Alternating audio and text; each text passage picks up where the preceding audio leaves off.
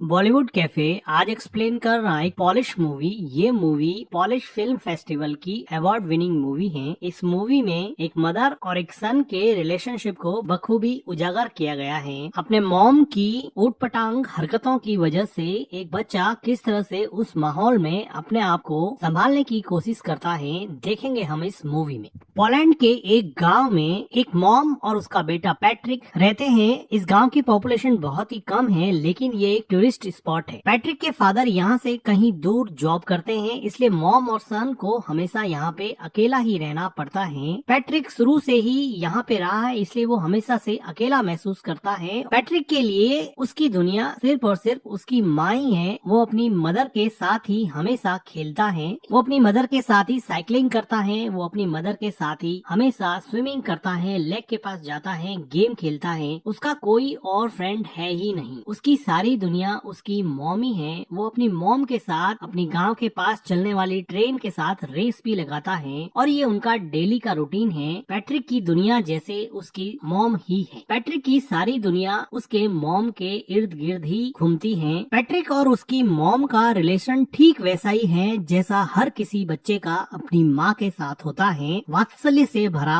और प्यार से भरपूर इस रिलेशनशिप में किसी और की कोई जगह नहीं थी। लेकिन पैट्रिक की जिंदगी में खलबली तब मच गई जब इस गांव में आसपास के सभी लोग समर वेकेशन की वजह से अपने बच्चों को लेकर पिकनिक मनाने आने लगे और अपना समर वेकेशन व्यतीत करने के लिए यहाँ पे रुकने लगे। पैट्रिक तो किसी से भी क्लोज यहाँ पे हो ही नहीं पाया, क्योंकि वो शुरू से ही अकेला रहा था। उसको किसी से फ्रेंडशिप करने में भी बहुत प्रॉब्लम होती है। लेकिन वो देखता है कि उसकी माँ अब रात को रोज घर से बाहर जाने लगी है। पैट्रिक ने शुरुआत में इन सब चीजों से कोई रिएक्ट नहीं किया। पैट्रिक की मॉम को रोज शाम को एक कॉल आता और वो पैट्रिक को घर में अकेला छोड़ के ही चली जाती। पैट्रिक काफी देर तक इंतजार करता। कभी उसकी मॉम रात को घर लौटती नहीं थी और कभी देर रात को लौटती थी। वो थोड़ा सा टाइम पैट्रिक के साथ स्पेंड करती थी, लेकिन पैट्रिक को कल का बहाना देकर कि कल मैं तुम्हारे साथ पूरा दिन व्यतीत करूंगी और पैट्रिक को अकेला छोड़ देती थी। धीरे धीरे पैट्रिक अकेलेपन की वजह से एंजाइटी और डिप्रेशन का शिकार होने लगा। वो अपने अकेलेपन से कोप अप नहीं कर पा रहा था, क्योंकि उसके कोई फ्रेंड भी नहीं थे। अगले दिन वो देखता है कि उसके पड़ोस में कोई नई लड़की आई है जो शायद अपना समर वेकेशन यहाँ बिताने के लिए पास में रहने लगी है। पैट्रिक उस लड़की से दोस्ती करने की कोशिश करता है, लेकिन टिपिकल टीनेजर की तरह वो लड़की उसको कोई रेस्पॉन्स नहीं देती है। अगले दिन पैट्रिक की मॉम जब फिर से घर के बाहर जाने लगती है तो पैट्रिक को बहुत बुरा लगता है और वो अपनी मॉम के ड्रेस पर जूस से भरा ग्लास गिरा देता है, जिसकी वजह से उसकी मॉम उस पर बहुत चिल्लाती है और उसको डांटने लगती है। वो उसके मन की हालत नहीं समझ पा रही थी कि वो अंदर से कितना अकेला फील कर रहा है, लेकिन जैसे उसको कोई फर्क ही नहीं पड़ता, वो अपनी ड्रेस चेंज करके फिर से शाम को अपने बॉयफ्रेंड से मिलने के लिए निकल जाती है। पैट्रिक अपनी मॉम का पीछा करता है। वो देखता है कि कहाँ जाती है। कुछ देर जाने पर उसको पता चलता है कि वो हमेशा अपने एक बॉयफ्रेंड से मिलती है। पैट्रिक को अपनी मॉम के पीछे जाते समय एक हिरन का बच्चा दिखता है जो अकेला सड़क पर घूम रहा था। ये डायरेक्टर का मेटाफर है कि किस तरह से हिरन के बच्चे को भी उसकी माँ ने अकेला छोड़ दिया है और वो इस सुनसान से जंगल में अकेला घूम रहा है, जैसे कि पैट्रिक भी अपनी माँ के बिना इस पूरे गांव में पूरे समर वेकेशन में अकेला पड़ गया है। पैट्रिक को हिरन के बच्चे को देख के जैसे कुछ सांत्वना मिली और वो अगले दिन नए दोस्त बनाने के लिए तैयार हो गया। वो पास में आई लड़की माइका से बात करने लगा और थोड़ी देर एक दूसरे से बात करने के बाद में वो दोनों एक दूसरे के दोस्त बन गए। माइका बताती है कि उसके पेरेंट्स का डिवोर्स हो चुका है। वो खुद भी बहुत अकेला महसूस करती है। अब माइका और पैट्रिक में काफी दोस्ती हो जाती है और अब पैट्रिक वो सारी एक्टिविटीज जो अपनी माँ के साथ किया करता था, साइकिलिंग करना, स्विमिंग करना और लेक के पास बैठ के टाइम स्पेंड करना, ये सारी चीजें अब वो माइका के साथ करने लगा। उसको माइका के साथ अब मजा आने लगा और अब वो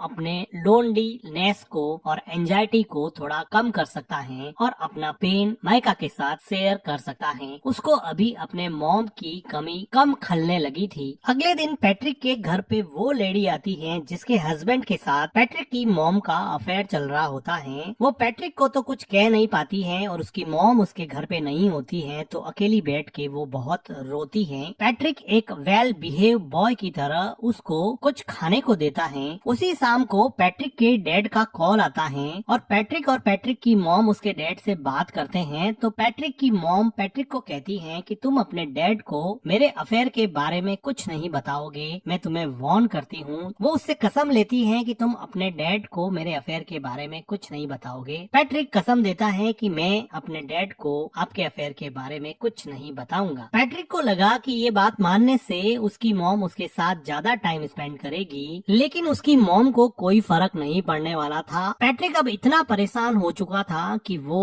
मेन डोर की कीज भी छुपाने लगा। वो अपनी मॉम को जाने से रोकने लगा, लेकिन उसकी मॉम उसको मार के उससे लड़ झगड़ के भी अपने बॉयफ्रेंड से मिलने जाती थी। पैट्रिक चाहे अकेला बैठ के कितना भी परेशान हो, उसको जैसे कोई फर्क ही नहीं पड़ता। पैट्रिक के लिए अब एकमात्र सहारा उसकी नई नई दोस्त माइका थी, जिसके साथ वो काफी टाइम स्पेंड किया करता था और यहाँ के पिकनिक स्पॉट लेक में स्विम करता और वहाँ पर गेम खेलता। लेकिन उसकी ये खुशी ज्यादा दिन चलने वाली नहीं थी, क्योंकि माइका को यहाँ पर एक उनकी उम्र से काफी बड़ा लड़का परेशान कर रहा था। ऐसा लग रहा था कि माइका इस लड़के से बहुत डरती है। पैट्रिक इतना छोटा था कि इस गैंग से माइका को बचाने के लिए वो कुछ भी नहीं कर पाया, लेकिन उसको मन ही मन बहुत हर्ट हुआ, क्योंकि वो लड़का माइका को वार्न कर रहा था कि तुम इस लड़के से नहीं मिलोगी, तुम सिर्फ मेरे से ही मिलोगी। उसी रात को पैट्रिक अपनी मॉम का जब पीछा कर रहा था तो वो देखता है कि माइका और वो बड़ा लड़का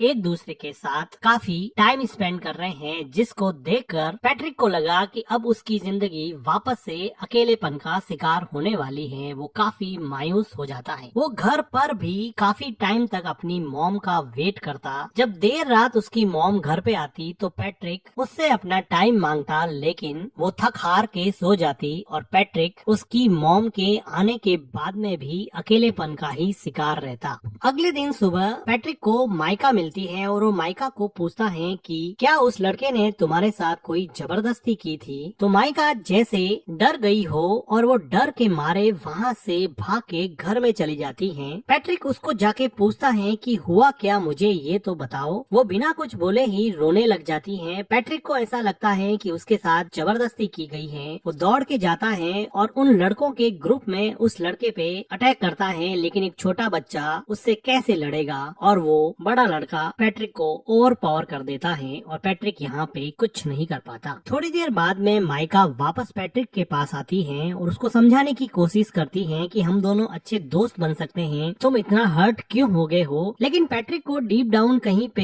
हर्ट हो गया था। वो वापस से माइका से बात ही नहीं करना चाहता था, क्योंकि वो ऑलरेडी अपनी मॉम से बहुत ज्यादा हर्ट था और जब माइका ने भी उसे हर्ट किया तो वो इमोशनली वायलेंट हो गया और वो अपने इमोशन को कंट्रोल नहीं कर पा रहा था। अपने गुस्से को, अपने फ्रस्ट्रेशन को माइका के ऊपर निकाल दिया और माइका को उल्टा सीधा बोला, जिसकी वजह से अब माइका को वापस हर्ट हुआ और अब माइका वहाँ से चली जाती है। पैट्रिक को बिल्कुल समझ में नहीं आ रहा था, क्योंकि वो छोटा सा बच्चा था, उसको समझ नहीं आ रहा था कि इन सब सिचुएशन से कैसे निकले। उसकी मॉम उसको बिल्कुल भी सपोर्ट नहीं करती थी, ना उसको गाइड करती थी। उसके आसपास कोई भी पेरेंटल गाइडेंस नहीं होने की वजह से वो अपनी ही दुनिया में जो उसको समझ में आता वो करता जाता और उसके अंदर अनस्पोकन इमोशंस का एक ऐसा गुब्बार बना, जिसकी वजह से वो बुरी तरह से फ्रस्ट्रेट हो गया। उसी रात को पैट्रिक की माँ घर पे रोती हुई आती है। ऐसा लग रहा था कि उसके बॉयफ्रेंड के साथ उसका झगड़ा हुआ है या फिर ब्रेकअप हो गया है। पैट्रिक की मॉम काफी दिनों तक उदास रहती है, लेकिन पैट्रिक अपनी मॉम को अपने पास में देख के काफी खुश रहने लगा है। वो अपनी मॉम की काफी केयर करता है। एक रात अचानक उसके डैड वापस लौट आते हैं और दोनों के लिए बहुत सारे गिफ्ट लाते हैं। पैट्रिक को अब लगा कि अब उसका समर वेकेशन बहुत अच्छे से निकलेगा, क्योंकि उसके डैड ने उससे प्रॉमिस किया था कि मैं समर वेकेशन तुम्हारा साथ में बिताऊंगा। अब एक अच्छी फैमिली की तरह खूब अच्छा टाइम स्पेंड करते हैं और पैट्रिक अपने मॉम और डैड को एक साथ देख के बहुत खुश होता है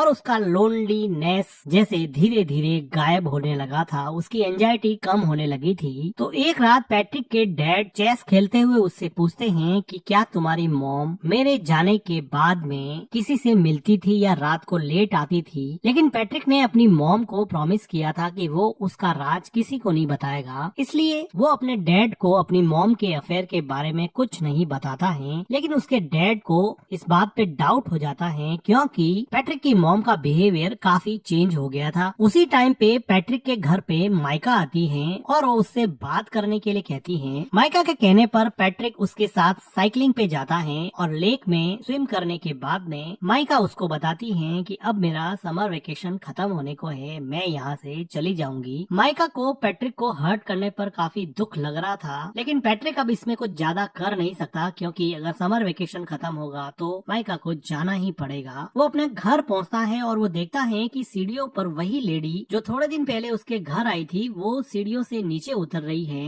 वो अंदर जाके देख रहा है कि उसके डैड बाथरूम में बैठे बैठे रो रहे हैं। उसको समझ में आ जाता है कि उस लेडी ने उसकी मॉम के अफेयर के बारे में उसके डैड को बता दिया है क्योंकि उस लेडी के हस्बैंड के साथ ही उसकी मॉम का अफेयर चल रहा था। तो इस बात से दुखी होके उसके डैड ने अब ये डिसाइड किया है कि अब वो यहाँ नहीं रहेंगे और वापस जॉब करने चले जाएंगे और शायद कभी वापस नहीं आएंगे। पैट्रिक की मॉम पैट्रिक के डैड को समझाने की कोशिश करती है, लेकिन जब आप रिश्तों की बुनियाद विश्वास को ही हिला देते हैं, ट्रस्ट को ही खत्म कर देते हैं, तो किसी भी इंसान को रोकना लगभग नामुमकिन सा हो जाता है। पैट्रिक के डैड अब यहाँ से चले जाते हैं। समर वेकेशन खत्म हो जाता है। अब पैट्रिक को स्कूल जाना होता है। पैट्रिक की मॉम पैट्रिक को तैयार करके स्कूल छोड़ने जाती है। वो दोनों सड़क पर चल रहे हैं, दोनों एक दूसरे से बात भी नहीं कर रहे। पैट्रिक को अपनी मॉम पे बहुत गुस्सा है क्योंकि उसकी मॉम की वजह से उसके डैड उसको छोड़ के चले गए। उसके सेल्फिश बिहेवियर की वजह से वो किसी से घुल मिल नहीं पाया। वो मेंटली इतना ब्लॉक हो गया कि दूसरे बच्चों से बात भी नहीं कर पाता था और ना ही उसको अपनी मॉम का प्यार मिलता। अब वो रेलवे ट्रैक को क्रॉस करने वाले हैं। उसकी मॉम आगे जा रही है, बच्चा पीछे छूट जाता है, जो कि डायरेक्टर का मेटाफर है कि आप अपनी जिंदगी में आगे बढ़ रहे हो और बच्चों को आपने पीछे छोड़ दिया है। और इन दोनों के बीच में न जाने कौन सा इमोशनल आउटब्रस्ट रूपी ट्रेन आके